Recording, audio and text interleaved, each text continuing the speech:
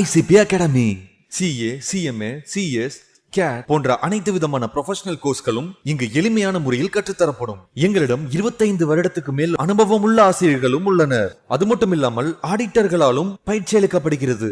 எங்களிடம் பயின்ற மாணவர்கள் மாநில அளவில் தேர்ச்சி பெற்றுள்ளனர் என்பதும் குறிப்பிடத்தக்கது. இந்த ப்ரொஃபஷனல் கோர்சஸோட கிளாஸஸ் பாத்தீங்க அப்படின்னா full time, part time, weekend classes அப்படின்னு பல விதமா இருக்கு. இதுல உங்களுக்கு எது கம்ஃபர்ட்டோ அதை சூஸ் பண்ணிக்கலாம். நீங்கள் வெளியூரை சேர்ந்த மாணவர்கள் என்றால் கவலை வேண்டாம். எங்களிடம் ஹாஸ்டல் வசதியும் உண்டு. மேலும் ஃப்ரீ டெஸ்ட் பேட்சும் நடத்தப்படுகிறது. இந்த ஃப்ரீ டெஸ்ட் பேட்சில் கலந்து கொண்ட அனைத்து மாணவர்களும் 100% தேர்ச்சி பெற்றுள்ளனர். அணுக வேண்டிய முகவரி number 973 TELC church complex, town hall bus stand, Coimbatore 641001. Contact 9894795915. Welcome back friends, ICP Academy. நம்ம next section 56 agreement to do impossible act பார்க்குறோம். இந்த இம்பாசிபிலிட்டி அப்படிங்கிறது அந்த பர்ஃபார்மன்ஸே சாத்தியமில்லாதது அப்படிங்கிற அர்த்தத்தில் வருது.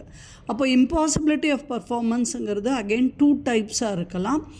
Namely 1 initial impossibility, second 1 subsequent impossibility. Initial இம்பாசிபிலிட்டிங்கிறது கான்ட்ராக்டோட டைம்லேயே அந்த இம்பாசிபிலிட்டி அப்போவே இருக்குது, அதில் சாத்தியக்கூறு இல்லை நடக்கிறதுக்கு அப்படிங்கிறது அந்த டைம் ஆஃப் அக்ரிமெண்ட்லேயே இருக்குதுன்னா அது இனிஷியல் இம்பாசிபிலிட்டி. 2 பார்ட்டிஸும் அக்ரி பண்ணி ஒரு வேலைக்கு, பட் அது டோட்டலாக இம்பாசிபிள் அக்ரிமெண்ட்லேயே அப்படின்னா இட் குட் பி அவாய்டட், அந்த கான்ட்ராக்டை நலிஃபை ஆக முடியும். இம்பாசிபிள் இன் இட் செல்ஃப் அப்படின்னா அந்த பண்ணுறதுக்கான சாத்தியக்கூறு அந்த நேச்சர் ஆஃப் திங்ஸ்லேயே இருக்குது, செய்ய முடியாதுன்னு. அப்போது அது அவங்க 2 பேருக்கும் தெரிஞ்சோ தெரியாமலேயோ இருக்கலாம் அந்த இம்பாசிபிலிட்டிஸுங்கிறது. இப்போ example 27 textual example. A Hindu who was already married contracted to marry B. ஏற்கனவே திருமணமான ஒரு நபர் A, அவர் ஒரு ஹிந்து, அவர் ஒரு B ஹிந்து கேர்ளை கல்யாணம் பண்ணிக்கிறதாக ஒரு கான்ட்ராக்ட் சொல்கிறாரு, ஒப்புதல் கொடுக்குறாரு. அப்போது லா படி ஏ திருமணமான ஹிந்துவாக இருந்தால் அகெயின் அவர் பியை கல்யாணம் பண்ணிக்க முடியாது. அப்போது பிக்கு அவர் கொடுத்த உத்தரவாதத்தினால பிக்கு என்ன லாஸ் ஆகுதோ அந்த கான்ட்ராக்ட் நடக்காததுனால அதை அவர் காம்பன்சேட் பண்ணணும். இது கான்ட்ராக்ட் எக்ஸிஸ்டிங், அந்த கான்ட்ராக்டை போடும்போதே இம்பாசிபிலிட்டி, அந்த நேச்சர் இம்பாசிபிலிட்டிங்கிறது நமக்கு தெரியுது. நெக்ஸ்ட்டில் இதில் subdivision if known to the parties, இது 2 பேருக்கும் தெரிஞ்சால் it would be observed that an agreement constituted quite unknown to the parties may be impossible for being performed and hence void. அதாவது இப்போ பிங்கிற ஒரு சம் ஆஃப் ருபீஸ் 5 lakh அப்படிங்கிறது promise பண்ணுறாரு ஒருத்தருக்கு. அது என்ன எப்போ அப்படின்னா, if he is able to swim across the Indian Ocean from Mumbai to Aden within a week, ஒரு வாரத்துக்குள்ளாக இந்தியன் ஓஷனில் மும்பையிலேருந்து ஏடனுக்கு அவர் ஸ்விம் பண்ணால், இந்த மற்றொருவர் ஸ்விம் பண்ணால் பி அவருக்கு 5 லட்சம் கொடுக்கறதாக ஒத்துக்கிறாரு. இது ரியல் அக்ரிமெண்ட்டே கிடையாது. ஏன்னா 2 பேருக்கும் தெரியும், அக்ரிமெண்ட் ப்ராமிஸ் பண்ணுறவருக்கும் தெரியும், ப்ராமிஸ் வாங்குறவருக்கும் தெரியும் இந்த ஆக்ட் இம்பாசிபிள் ஆஃப் அச்சீவ்மெண்ட் அப்படிங்கிறது. அப்போது அந்த அக்ரிமெண்ட்டே இம்பாசிபிள் ஆக்டுக்காக இருக்கிறதுனால அது வாய்ட், அது செல்லுபடி ஆகாது அப்படிங்கிறது first. If known to the parties. If unknown to the parties, அந்த பார்ட்டிஸுக்கு இது தெரியாது, நடக்க முடியாது, சாத்தியம் அல்லாதது அப்படிங்கிறது தெரியாத பொழுது, where both the promisor and promisee are ignorant of the impossibility of performance, the contract is void. Example 29ல A contracted to sell B his brown horse for 2,50,000, 2,50,000 அவருடைய ப்ரௌன் குதிரையை விற்கிறதுக்கு ஒரு அக்ரிமெண்ட் போடுறாரு. ஆனால் 2 பேருக்குமே அந்த அக்ரிமெண்ட் போடுறதுக்கு முன்னால் அந்த ஹார்ஸ் இறந்து போயிடுச்சு அப்படிங்கிறது தெரியாது. அப்போ என்ன, அந்த கான்ட்ராக்ட் இஸ் வாய்ட், அந்த கான்ட்ராக்ட் செல்லுபடி ஆகிறதில்ல. Next if known to the promisor only, ப்ராமிசருக்கு மட்டும் தெரிஞ்சிருந்தால் என்னாகும், at the time of entering into a contract the promisor alone knows about the impossibility of performance, or even if it does not know that he should have known it with reasonable diligence, the promisee is entitled to claim compensation for any loss he suffered on account of non-performance. இப்போ ப்ராமிசருக்கு மட்டும் அது அந்த contract agreement entry ஆகும்போதே இது சாத்தியம் இல்லை, இந்த நடவடிக்கை நடக்கிறதுக்கு சாத்தியம் இல்லைங்கிறது தெரிஞ்சிருந்தாலோ அல்லது அவர் கொஞ்சம் தெரிஞ்சிருந்த சாத்தியக்கூறு இருந்தும் ஆனால் அது impossible, even if it does not know, though he should have known it with reasonable diligence, அவருக்கு கண்டிப்பாக அது தெரிஞ்சிருக்க வாய்ப்பு இருந்திருக்கணும், ஆனால் தெரியல அப்படின்னாலும் அந்த ப்ராமிஸைக்கு அவர் அந்த லாஸ் என்னவோ அதை ரீகுப் பண்ணணும், அந்த லாஸை ரிட்டர்ன் பண்ணணும் அப்படிங்கிறது இந்த லா சொல்லுது. நெக்ஸ்ட் சப்சிக்வெண்ட் ஆர் சூப்பர்வீனிங் இம்பாசிபிலிட்டி, அதாவது கான்ட்ராக்ட் என்ட்ரி ஆகிறப்போ அதில் இம்பாசிபிலிட்டி இல்லை, நடக்கிறதுக்கான சாத்தியக்கூறு இருந்தது, பட் அதுக்கப்புறம் அது இம்பாசிபிளாக ஆகுது. அப்படின்னா என்ன லா சொல்லுது அப்படின்னா, performance of promise becomes impossible or illegal by occurrence of an unexpected event or change of circumstances.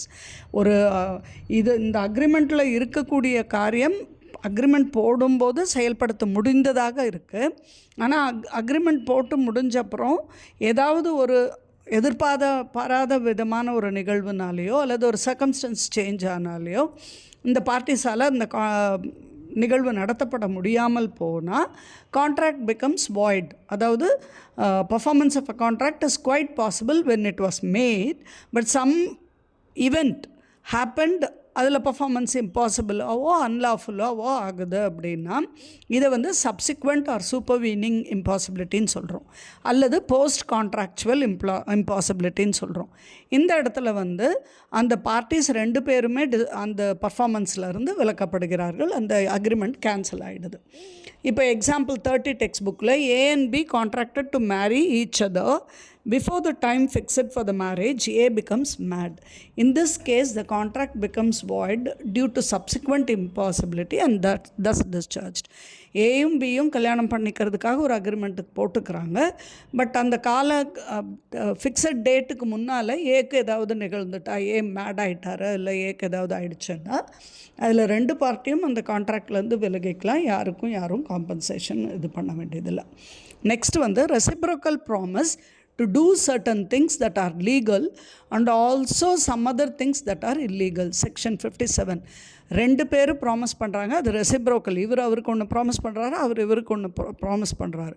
அதில் முதல் திங்ஸ் லீகல், செகண்ட் திங்ஸ் ஒரு ஸ்பெசிஃபைடு சர்க்கம்ஸ்டன்சஸில் கொடுக்கப்பட்ட ஒரு காலகடுவில் அந்த திங்ஸ் இல்லீகலாக ஆகுதுன்னா first set of promise valid contract, but செகண்டுங்கிறது வாய்ட் அக்ரிமெண்ட்டுன்னு ஆகிடுது. Example 31, A and B agree that A will sell a house for B for 50 lakhs and also that if B uses it as a gambling house, he will pay a further sum of 75 lakhs. அதாவது A Bக்கு ஒரு வீடை விற்கிறதாக promise பண்ணுறாரு, அந்த வீடை 50 லட்சத்துக்கு விற்கிறாரு, அதை B ஒரு கேம்பிளிங் ஹவுஸாக யூஸ் பண்ணாருன்னா இன்னொரு ஃபர்தராக ஒரு 75 lakhs கொடுக்கறதாக ப்ராமிஸ் பண்ணுறாரு. இந்த ஃபஸ்ட்டு செட் ஆஃப் ரெசிப்ரோக்கலில் A to sell the house and pay 50 lakhs, இது ஒரு வேலிட் கான்ட்ராக்ட். பட் ரெண்டாவதாக இருக்கும்போது B அதை ஒரு கேம்பிளிங் ஹவுஸாக ட்ரீட் பண்ணணுங்கிறது இல்லீகல் ஆகிடுது. அதனால் அந்த செகண்ட் ஆப்ஜெக்ட் அன்லாஃபுல்லாக இருக்கிறதுனால அது வாய்ட் ஆகிடுது, அது கேன்சல் ஆகிடும். Next alternative promise, one branch being illegal. Section 58. அதாவது என்ன சொல்லுது, இந்த கேஸ் ஆஃப் ஆல்டர்னேட் ப்ராமிஸ், ரெண்டு ப்ராமிஸ் பண்ணுறாரு, இதில் ஒன்று one branch of which is legal and other illegal, the legal branch alone can be enforced. அதில் ரெண்டில் ஒன்று மட்டும்தான் லீகலாக இருக்குது, அதர் இல்லீகலாக இருந்தால் அந்த லீகலை மட்டும் எது சட்டத்தின்படி அக்செப்ட் பண்ணப்படலாமோ அதை மட்டும் டெலிவர் பண்ணுறதுக்கு, அதை மட்டும் என்ஃபோர்ஸ் பண்ணுறதுக்கு ரைட் இருக்குன்னு சொல்கிறார். Example 32, A and B agree that A shall pay B 1 lakh, for which B shall afterwards deliver to A either rice or smuggled opium. இப்போ ஏவும் பியும் ஒரு அக்ரிமெண்ட்டுக்கு போகிறாங்க. இப்போ ஏ சொல்கிறாரு தான் 1 லட்சம் பிக்கு கொடுக்கறதாக. எப்போ ஏக்கு பி ரைஸ் டெலிவர் பண்ணால் அல்லது ரைஸ் இல்லாமல் ஸ்மகிள்டு குட்ஸ் கொடுத்தா. அப்போது ஃபஸ்ட்டு ரைஸுங்கிறது இவர் தாராளமாக இது வேலிட் கான்ட்ராக்ட். இவர் 1 lakh கொடுக்கணும், ஏ வந்து பிக்கு 1 lakh கொடுக்கணும், பி வந்து அவருக்கு ரைஸ் கொடுக்கணும். அதே ஸ்மகிள்டு குட்ஸ்னு வரும்போது அங்கே அது வாய்ட் அக்ரிமெண்ட் ஆகிடுது, ஏன்னா அது லா படி இல்லீகல் ஆகிடுது. So this is what is regarding the performance of alternative promise, அதில் 1 branch being illegal.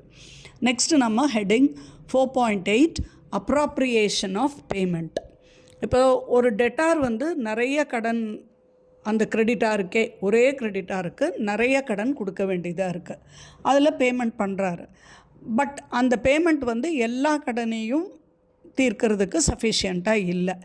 இந்த மாதிரி கேசஸில் the payment is appropriated as per section 59 to 61 of the Indian Contract Act.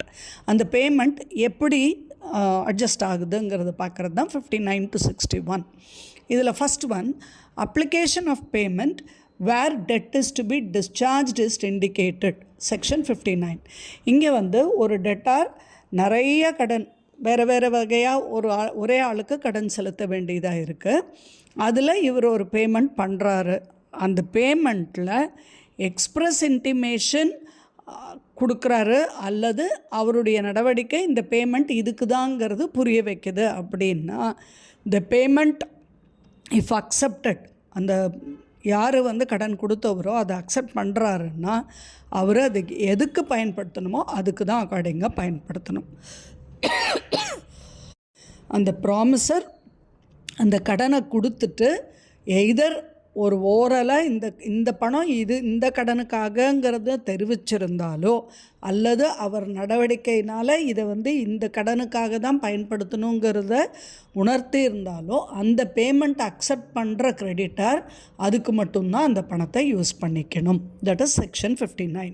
Next section 60, application of payment where debt is to be discharged is not indicated. அதாவது எந்த டெட்டுக்கு இந்த பணங்கிறது indicate ஆகலை, ஒரு அந்த கடன் செலுத்திய விதமும் அது புரிய வைக்கலை அப்படின்னா கிரெடிட்டர் வந்து என்ன பண்ணலாம், தன்னுடைய இஷ்டத்துக்கு படி எந்த ஒரு கடனாவது லாஃபுல்லாக அவர்கிட்டருந்து வர்ற பணம் சட்டத்தின்படி எந்த ஒரு கடனுக்கு ஈக்குவலாக இருக்கோ அதுக்கு அவர் வந்து யூஸ் பண்ணிக்கலாம், உபயோகித்துக்கலாம். இதில் வந்து where its recovery or is not barred by the law for the time being as to the limitation of suits. limitation of suits அப்படிங்கிற சட்டத்தின்படி இதுக்கு எந்த ஒரு தடையும் இல்லைன்னா அவர் வந்து இந்த பணத்தை ஏதோ ஒரு கடனுக்கு சூட்டபிளான வகையில் சட்டத்தின்படி அதை உபயோகிக்கப்படுத்திக்கலாம்.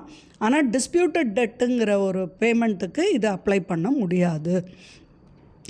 நெக்ஸ்ட் வந்து application of payment where neither party appropriates, அது செக்ஷன் 61.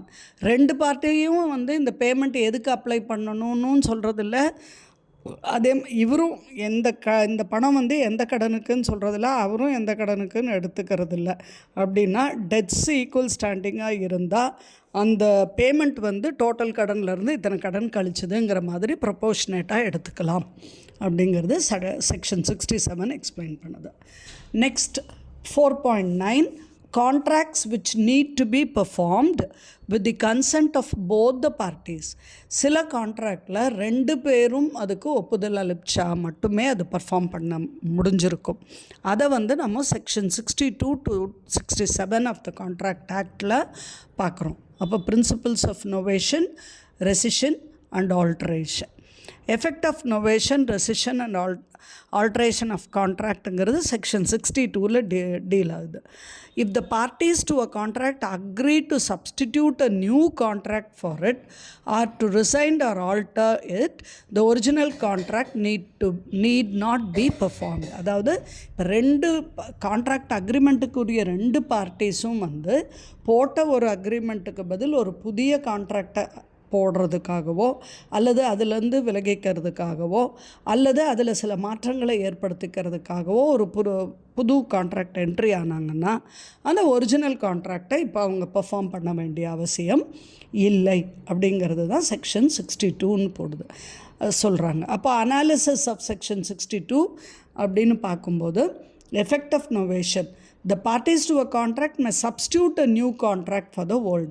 அவங்க வந்து பழைய கான்ட்ராக்டுக்கு பதில் இப்போ ஒரு புது கான்ட்ராக்டை சப்ஸ்டியூட் பண்ணலாம். It will be a case of novation. இதை தான் நொவேஷன்னு சொல்கிறோம். அதாவது ஓல்டு கான்ட்ராக்ட் இஸ் டிஸ்சார்ஜ்ட், அது தள்ளுபடி ஆகுது. Consequently it need not be performed, அதனால் அது பர்ஃபார்ம் பண்ண வேண்டிய அவசியம் இல்லை. ஸோ ஒரு எக்ஸிஸ்டன்ட் கான்ட்ராக்ட் எக்ஸிஸ்ட் ஆச்சுன்னா அதுக்கு பதில் ஒரு புது கான்ட்ராக்ட் போட்டுட்டாங்கன்னா பழைய கான்ட்ராக்ட் கேன்சல் ஆகி புது கான்ட்ராக்ட் லைஃப் வந்துடும். இதை தான் நொவேஷன்னு சொல்கிறோம். எக்ஸாம்பிள் 33 இதை எக்ஸ்பிளைன் பண்ணுது. A owes to B rupees 1 lakh. A, B and C agree that C will pay B and he will accept 1 lakh from C in lieu of the sum due from A. A's liability thereby comes to an end and the old contract between A and B will be substituted by the new contract between B and C. இப்போ A வந்து 1 lakh கொடுக்கணும் Bக்கு. Bயும் Cயும் agri பண்ணுறாங்க. எப்படி அப்படின்னா C வந்து Bக்கு செலுத்துறதாகவும் அதுக்கப்புறம் Cக்கு A பணத்தை கொடுக்கறதாகவும் ஒரு அக்ரிமெண்ட் போடுறாங்க. அப்படி போடும்போது அந்த புது கான்ட்ராக்ட் Cக்கு Bக்கும் நடுவில் இருக்கிற கான்ட்ராக்டுக்கு லைஃப் வருது. பட் ஏற்கனவே Aக்கும் Bக்கும் போட்ட கான்ட்ராக்ட் வந்து நல்லிஃபை ஆகிடுது. This is the meaning of effect of novation, section 62. Thank you friends.